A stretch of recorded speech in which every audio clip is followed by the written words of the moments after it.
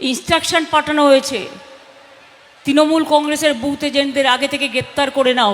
সোমবার রাতেই I-PAC director Vinesh চান্ডেলকে গ্রেপ্তার করে এনফোর্সমেন্ট ডিরেক্টরেট। এরপরই পিংলার জনসভা থেকে বড় আশঙ্কা প্রকাশ করলেন মুখ্যমন্ত্রী মমতা বন্দ্যোপাধ্যায়। মমতার দাবি, ভোটের মুখে এবার বুথ এজেন্টদের গ্রেপ্তারের নির্দেশ দেওয়া হয়েছে, ভোট কেন্দ্রে যাতে কেউ না বুঝতে পারে। আসন বেছে বেছে টার্গেট করা হচ্ছে তৃণমূলকে। আইসি থেকে ওসি থেকে শুরু করে যত অফিসার্স আছে ইনস্ট্রাকশন পাঠানো হয়েছে তৃণমূল কংগ্রেসের বুথ এজেন্টদের আগে থেকে গ্রেপ্তার করে নাও। তবে পিংলার জনসভা থেকেই বিজেপিকে এই ভোটে হারানোর চ্যালেঞ্জ ছুড়ে দেন মমতা বন্দ্যোপাধ্যায়। মমতার নির্দেশ, একজনকে অ্যারেস্ট করলে আরেকজন বসবেন, প্যারালাল মেশিনারি তৈরি রাখুন। নির্দেশ মমতার। তৃণমূল কংগ্রেসের বুথ এজেন্টদের আগে থেকে গ্রেপ্তার করে নাও। কেন? তারা যাতে বুথ কেন্দ্রে বসতে না পারে। আরে প্যারালাল মেশিনারি তৈরি রাখতে হবে।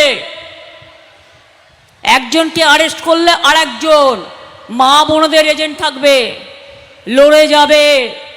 এত সহজ নয় বাংলাকে কাবু করার। বিধানসভা নির্বাচনের মুখে মমতার এই অভিযোগ যথেষ্ট তাৎপর্যপূর্ণ।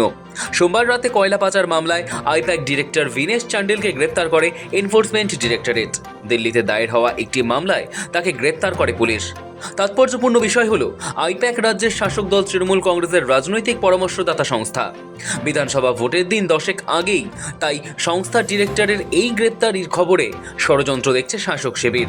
এই নিয়ে সোমবার রাতেই সোশ্যাল মিডিয়ায় পোস্ট করে কার্যত ফুঁসে ওঠেন তৃণমূলের সর্বভারতীয় সাধারণ সম্পাদক অভিষেক বন্দ্যোপাধ্যায়। তার মতে, ইডির এই পদক্ষেপে স্পষ্ট বার্তা, যদি বিরোধী পক্ষে কাজ করেন তাহলে পরবর্তী টার্গেট আপনি। অভিষেক লিখেছেন, ভয় দেখিয়ে স্বাধীনতা কেড়ে নিলে গণতন্ত্র কেবল নামেই অবশিষ্ট থাকে। এরপরই প্রচার মঞ্চ থেকে মমতা বন্দ্যোপাধ্যায়ের আশঙ্কা যথেষ্ট গুরুত্বপূর্ণ। ব্যুরো রিপোর্ট, সময়, কলকাতা।